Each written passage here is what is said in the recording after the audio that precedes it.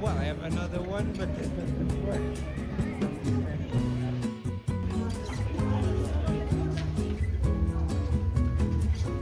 Welcome to the Deep Dive. Today, we're venturing into the story of Luxembourg. Right, a small country, but wow, it's played such a surprisingly big role in Europe. Exactly. We've gathered a whole lot of information looking at its history, which is fascinating, its economy, and, well, its really unique culture. And for you, the learner listening in, maybe you want to get a good handle on these complex topics sort of quickly and thoroughly. Yeah, without getting totally bogged down. Precisely. Our mission here is to pull out the most compelling bits, the really insightful parts of Luxembourg's journey. We want to give you those aha moments, the things that really light up the bigger picture. That's the plan. So we'll start with its origins, this tiny little fortress, believe it or not, and how it had this unexpected influence, historically speaking. Then we'll get into its pretty amazing economic turnaround. Which is quite the story. It really is. And its multicultural society, how that works, and maybe even peek into what the future might hold. Sounds good. Okay, let's dive in right at the beginning. Let's do it. So it all kicks off in 963 AD. You've got Count Siegfried of the Ardennes. Okay. And he acquires this rocky spot called Luxembourg. Basically means little fortress. Luxembourg. Okay, little fortress. Seems small. It does seem like maybe a minor thing in the grand scheme, but honestly, this purchase, this little fortress, that was the seed. That's where Luxembourg, as we know it, really started to grow from. And the location itself was pretty important, wasn't it? Not just any old rock. Oh, absolutely not. This little fortress, it was smack bang at the crossroads of, well, Latin and Germanic Europe. Right. You can just picture that, can't you? How valuable that spot would be back then. Totally. I mean, being so central meant you had different cultures, different powerful groups interacting all the time, sometimes clashing. Sure. And what's interesting is you could argue that this constant interaction, maybe even the conflict, it sort of forged this unique resilience, this adaptability in their culture. Ah, okay. And that maybe helped them later on with the economy. Oh, and well have that ability to adapt, to reinvent, yeah. Okay, so that leads us into something pretty unexpected, I think. The House of Luxembourg rising up within the Holy Roman Empire. Yeah. You think of Luxembourg today, relatively small, right? But back in the medieval period, wow. What happened? Well, this relatively small territory, it ended up wielding some serious influence. The House of Luxembourg actually produced several Holy Roman emperors. Really? Emperors? Yes, key figures. People who were genuinely shaping the political map of Europe at the time. That's amazing. Talk about punching above your weight. Absolutely. And one of them, Charles IV, he really left his mark, didn't he? You mentioned the Golden Bull of 1356 earlier. Yeah, I was reading about that, the Golden Bull. What was its significance? Well, think of it like this. It was basically a fundamental constitutional document for the Holy Roman Empire. Okay. It essentially set up the rules for electing the next emperor, the electoral college system. And that came from the ruler of Luxembourg. From a ruling house originating in what we now call Luxembourg, yeah.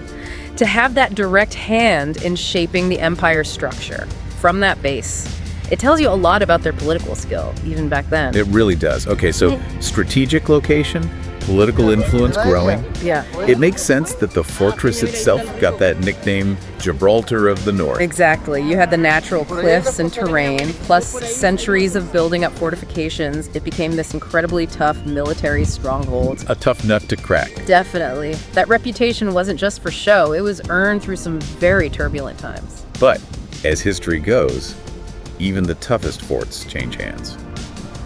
Luxembourg was controlled by quite a few different powers over the centuries, right? Oh, yeah. You had the Burgundians, then the Spanish Habsburgs, the French got involved, the Austrian Habsburgs. Big players. Major European dynasties, absolutely. And Luxembourg, sitting where it did, was this valuable piece on the chessboard for them. And each one left its mark, I suppose, culturally. For sure. Each layer added something to Luxembourg's identity, contributing to that rich, sort of layered heritage it has today. Okay, then we get to 1839, the Treaty of London. This feels like a really big moment. It was huge, a major turning point. Now, on the one hand, the treaty meant Luxembourg lost a big chunk of its territory to Belgium, which had just become independent. Ah, right, so it shrunk. It did, and that loss is still kind of part of their national story. But, crucially, the treaty also cemented Luxembourg's status as a sovereign Grand Duchy. A Grand Duchy, okay. And importantly, it entered into what's called a personal union with the Dutch crown. Meaning? Meaning Luxembourg was independent, had its own government, but its head of state, the Grand Duke, was also the King of the Netherlands. Got it. So this treaty basically drew the map for modern Luxembourg and put it on its own path. That's a good way to put it. Set it firmly on its path as an independent nation, yeah. And speaking of independence, they also had this policy of neutrality in the 19th century. The 1867 Treaty of London confirmed that again, and something symbolic happened then. Yeah, this is really interesting. They decided to dismantle the fortress walls. Tear them down. But wasn't it the Gibraltar of the North? Well, by that point, militarily, the walls were kind of obsolete. New artillery could handle them. Oh, okay. But tearing them down was this powerful symbol. It showed Luxembourg was serious about neutrality. And practically speaking, it actually let the city expand and modernize, grow beyond the old cramped fortifications. So a bit like turning swords into plowshares, maybe. Allowed for progress? Kind of, yeah. But that neutrality sadly got put to the test, severely tested in the World Wars. Right. Despite being neutral, they were occupied by Germany. In both wars, yes. World War I and World War II. And World War II is particularly harsh, I gather. Annexation. It was brutal. Forced annexation by Nazi Germany. Luxembourgers were forcibly conscripted into the German army. There were deportations, persecution for any resistance. That's awful. That experience must have just forged their national identity in fire, almost. I think that's fair to say. That period of hardship, being forced under German rule, it actually ended up strengthening the sense of being Luxembourgeois, that shared identity and resilience. It became a really defining, unifying experience in their history. And from those incredibly tough times, Luxembourg then goes on this amazing economic journey. Because it wasn't always the finance hub we see today, was it? Steel was the big thing for a long time. That's absolutely right. Steel was the backbone of their economy historically. But then, global demand changed. Competition got tougher. The usual story for heavy industry. Yeah, and they faced some serious challenges. But what's so impressive is how Luxembourg saw the writing on the wall and deliberately, proactively, just reinvented itself. And that reinvention led to finance, tech, international services. The numbers are just staggering, aren't they? Managing over 4 trillion euros in investment funds. It's incredible, second only to the US globally in that area. How did they even do that? Well, it's a combination, really. Strategic planning, political stability, which is huge for finance, and developing this highly skilled, multilingual workforce. That all helped them become this major financial center. But it's not just finance, is it? Which surprised me. The space industry. Yeah. SES, it's the world's largest satellite operator by revenue, based in Luxembourg. That's wild. How did that happen? Well, it shows some real forward thinking by the government, actively backing this high-tech sector. They're even putting serious support into research for things like space mining. Space mining? Seriously? Seriously. It positions them right at the cutting edge, thinking about future space exploration and maybe even resources. It's a really modern, ambitious part of their economy. Wow, okay. And they're not stopping. Fintech, cybersecurity, and green finance seems to be a big focus too. Definitely. They're really trying to establish themselves as leaders in sustainable finance. Look at the Luxembourg Green Exchange. It was the very first stock exchange platform purely for sustainable securities. Well, leader there. Shows a strong commitment, yeah. Now, all this economic dynamism, plus the history, it's created this really unique society, hasn't it? A kind of cultural mosaic. It really has. I mean, the fact that nearly half the population are foreign nationals. That tells you something. Nearly half. Why so many? Well, it's partly history, patterns of migration over time, but it's also the economic opportunities we've been talking about, plus its role as a major EU hub. Lots of EU institutions are there. Right, so you get these communities, Portuguese, French, Italian, Belgian, German, and now more from Eastern Europe too. Exactly. All living and working together, contributing to the country's social fabric. How do they manage that integration? With so many different backgrounds. Well, the government seems pretty proactive and thoughtful about it. They invest heavily in multilingual education, which is key, plus social programs, cultural exchanges. The aim is to keep society cohesive while still respecting everyone's identity. And that multilingualism, it's not just a nice to have, is it? Yeah. It's essential. Oh, totally. It's practical. It's everywhere. Daily life, schools, media, government. It's woven right into how Luxembourg works. A real asset, probably, for an international hub. Undoubtedly. A key factor in their success. So looking ahead now, education and innovation seem really central to Luxembourg's future plans. The University of Luxembourg, for instance. Yeah, it's relatively young, founded in 2003, but it's building a strong reputation fast. How so? Well, its curriculum is multilingual, for starters, and it focuses research on areas key to the country, like European law, finance, IT, material science. Plus, it's got strong international links, especially in things like data science, cybersecurity, and even space tech. Connecting back to those economic strengths. Exactly, building that talent pipeline. And it's not just university, right? Vocational training, lifelong learning seem important too. Very much so. Making sure people have the skills for a changing economy. It's crucial for adapting, isn't it? Yeah. And the government has this big plan, the National Development Plan 2035. Right. It sounds pretty comprehensive. It's all about future-proofing, really, focusing on things like moving to a low-carbon economy, boosting renewable energy. Smart cities, circular economy stuff too. I saw mention of that. For you listening, circular economy means trying to eliminate waste, reuse resources. Precisely. It's a big vision tackling sustainability and keeping the economy diverse. And they're doing concrete things like making all public transport free nationwide back in 2020. Free public transport. That's one of those facts that just sticks with you. It is pretty bold, yeah. A clear step towards sustainability. And there are other cool facts, aren't there? Like, it's the world's only Grand Duchy left. That's right. Consistently the highest GDP per capita in the EU, hosts major EU bodies like the European Court of Justice. Key institutions, yeah. And even though it's small, the landscape is surprisingly varied. Forests, hills, vineyards. Oh yeah, the Moselle Valley vineyards are beautiful. It packs a lot into a small space.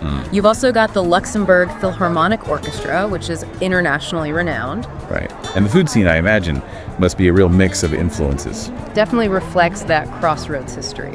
French, German, and more. It all just adds up to this picture of a small nation with, well, quite an outsized influence, wouldn't you say? Especially on international policy. I think that's fair. They definitely punch above their weight diplomatically. It's down to strategic engagement, consistent effort on the world stage. So let's try and wrap this up. Luxembourg's journey from that tiny fortress start to being this significant European player today. It's quite something. It really is. It speaks volumes about, well, strategic thinking, adaptability, embracing multiculturalism, driving innovation. Absolutely. So hopefully for you listening, you've now got a much deeper, more rounded understanding of its history, its dynamic economy, and its very unique cultural identity. And maybe it leaves you with a question to ponder, thinking about this whole transformation. What lessons can other countries maybe take from Luxembourg, from its ability to navigate history, reinvent its economy, especially towards sustainability? Yeah, that's a great question. What does this story tell us about the potential of, smaller players on the global stage? Something to think about. Definitely. Well, we really hope this deep dive sparked your curiosity about Luxembourg. There's always more to explore, isn't there? Oh, for sure. Specific historical figures, its exact role in the EU today, the details of the finance sector, plenty more to dig into. So we definitely encourage you to explore whatever bits caught your interest the most. Thanks so much for joining us on the Deep Dive.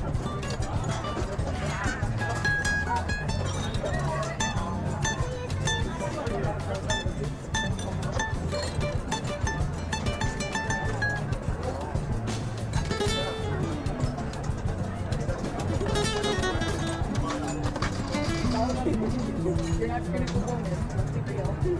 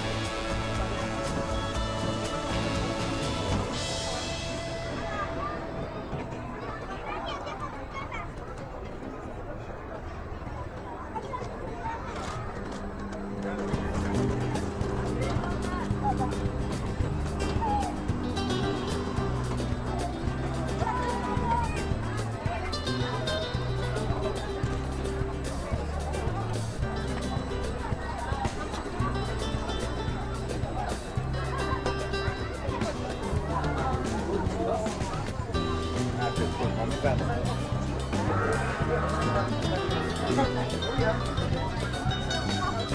out.